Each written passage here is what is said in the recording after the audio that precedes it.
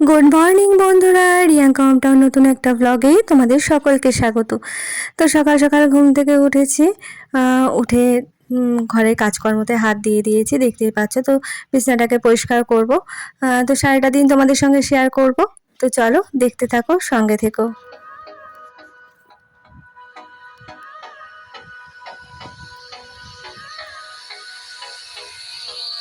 Hold me close till I get up.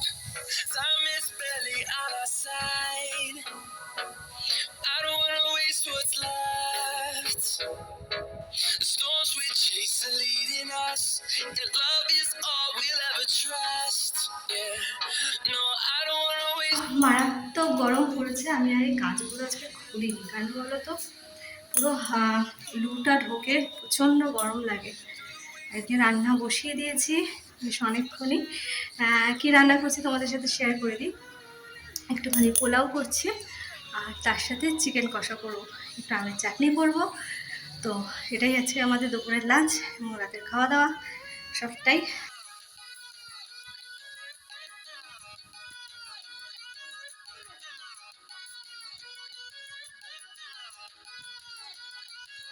রান্না বান্না করছি একা একাই। তো গরম না, ভেবেছিলাম করবো না, তো ছেলেকে একবার বলে ফেলেছি কালকে রাতে যে পোলাও, ফ্রাইড রাইস, বিরিয়ানি, পোলাও যাই করি না কেন আমার ছেলে না নেই, এত গরমেও না নেই। তা বেশ অনেকদিন করা হয় না, ইচ্ছে করলো। ইচ্ছেটা আমার ছিল না একেবারে তা নয়, আর আমার ছেলে তো বাইরের খাবারের থেকে বেশি মারাতে রান্না বেশি ভালো খায়। তো সেই কারণেই ছেলেটা যখন বলেছে, আর ঘরে যখন সব আছেই, তো চিকেনটা আনলেই হয়ে যাবে, তাহলে কে না করে খাওয়ায় বলো। আর বাচ্চাদের জন্যই তো মারা রান্না করে, তাতে কিন্তু মাদেরও খাওয়া হয়, এটাও ঠিক।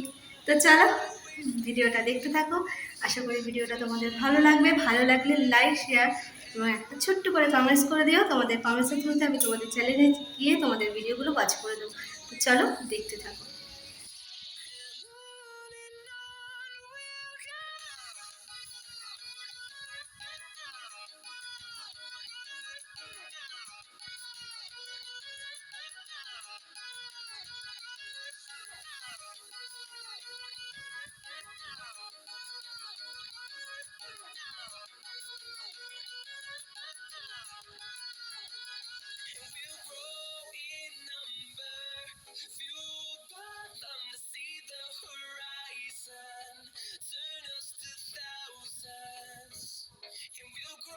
করতে গেলে জলের পরিমাণটা কিন্তু ঠিকঠাক খাওয়া যায়, তা নাহলে পুরো ঘেটে খাওয়া হয়ে যাবে।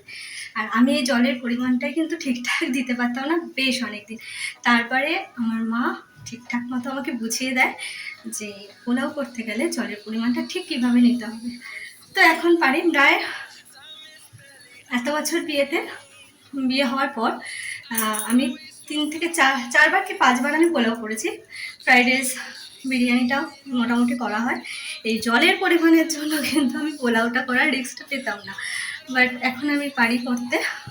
এখন মোটামুটি ঠিকঠাক হয় জলের পরিমাণটা বোঝার পর থেকে। তো এখন মাঝে মাঝে করি আর কি। বললাম না 4-5বার করেছি, ঠিকই হয়েছিল। আশা করি এবারটাও ঠিক হবে। তো চলো দেখি কেমন হয়েছে, মানে কেমনভাবে হচ্ছে আর কি। ভয় লাগে যদি লেগে যায় নিচ থেকে। তো চলো দেখি একটু। হ্যাঁ,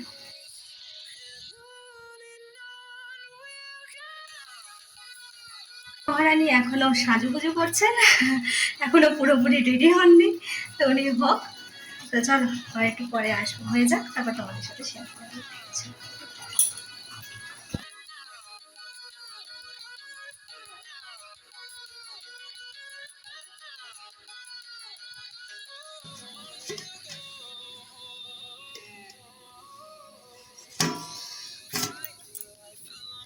আমার স্নান কমপ্লিট, এখন দেবো ছেলেকে খেতে। আর ছেলে জানো তো, এগুলো হলে জানোই তোমরা, আর ওয়েট করতে পারে না। হ্যাঁ বাড়ছি, খাওয়ার জন্য রেডি, মানে ও তস হয়েছে না, বুঝেছো। তা তোমাদের সঙ্গে এর আগে দেখিয়েছিলাম, মানে হয়ে যাওয়ার পর স্নানে যাওয়ার আগে তোমাদের দেখিয়ে গেছি। আর এইবার হচ্ছে তোমাদের দেখাবো পুরোপুরি কালার, মানে ঠিকঠাক হয়েছে কিনা। ঝুরঝুরে হয়েছে কিনা। আমি একটু আগে এসে হাতা দিয়ে একটু নেড়েছিলাম, ঝুরঝুরে হয়েছে। তো চলো আরেকবার দেখিয়ে দিই তোমার।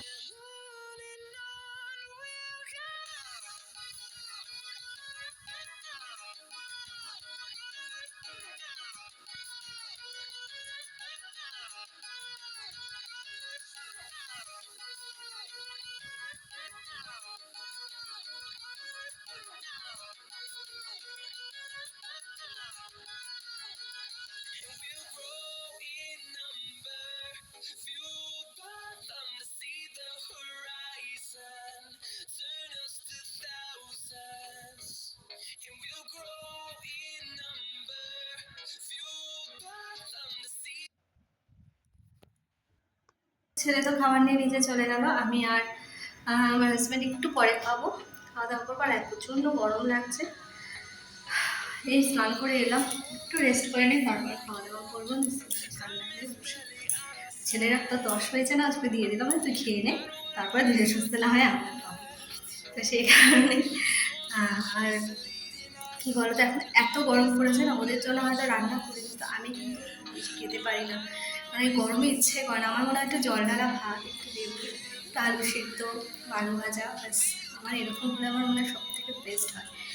বেশ কদিন ধরে একটু হালকাই খেয়েছি, বেশ অনেকদিন পরেই আবার এরকম একটু রিচ খাওয়ার রান্না করলাম।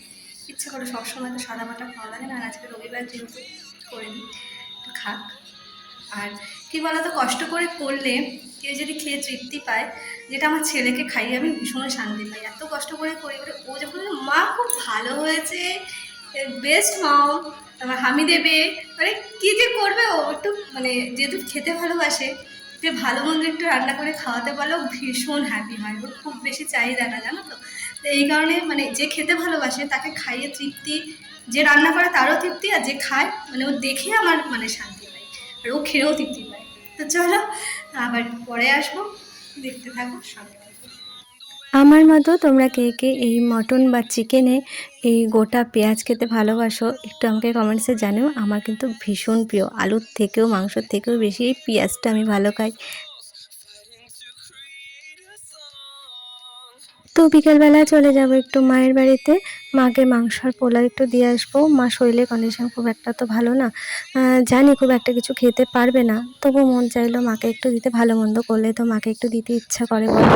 তো সেই কারণেই নিয়ে যাচ্ছি, যতটা খাবে আর কি করা যাবে। তো চলো মায়ের বাড়ির উদ্দেশ্যে বেরিয়ে পড়লাম, তো সেটাই তোমাদের সাথে শেয়ার করে দিচ্ছি, দেখতে থাকো।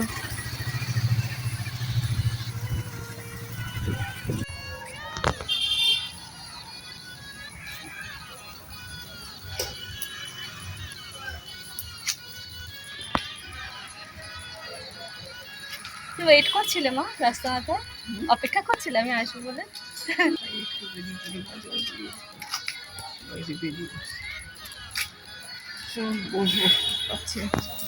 এসেছি, মা যেমন বিছানা করা থাকে মার করে নিই, এখানে ওখানে বসবো। মা বাইরে চেয়ারে বসে রয়েছে, খাবারগুলো দিয়ে দিলাম, বললাম রাতে খেয়ে নিয়ে যতটা পারো। মাথা একদমই খেতে পারে না, একটু হাঁপিয়ে যাচ্ছে দেখছি।